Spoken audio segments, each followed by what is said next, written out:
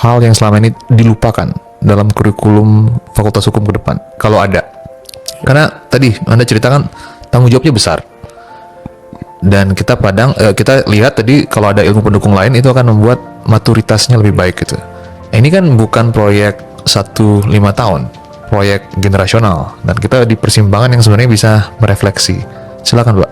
Jadi begini, ketika kita berbicara tentang kurikulum ya di Fakultas Hukum di Indonesia, betul tadi disampaikan bahwa Fakultas Hukum menjadi yang paling bertanggung jawab ya. Bahkan di luar negeri itu sedemikian penting posisi Fakultas Hukum. Kalau mau masuk Fakultas Hukum itu biasanya syaratnya pasti paling susah.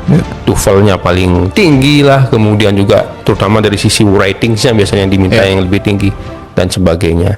Nah, beberapa hal yang mungkin saya lihat perlu untuk dipertajam itu adalah pertama misalkan tentang keterampilan, kemampuan dalam konteks keterampilan. Jadi more practical than theoretical. Bagaimana kemudian keterampilan, misalkan yang paling dasar saja, tidak semua mahasiswa Fakultas Hukum di Indonesia itu diajarkan yang namanya legal writing, ya, legal opinion, apakah menulis yang namanya jurnal nantinya dan sebagainya. Itu adalah keterampilan basic yang seharusnya mahasiswa di level pertama, level 1 tahun pertama itu sudah mengetahui. Ini yang mungkin bisa dimaklumin karena memang mereka adalah fresh graduate, tidak seperti beberapa mahasiswa di luar negeri yang memang sudah terbiasa dalam sisi penulisan. Itu salah satu sisi keterampilan yang mungkin bisa diperkuat.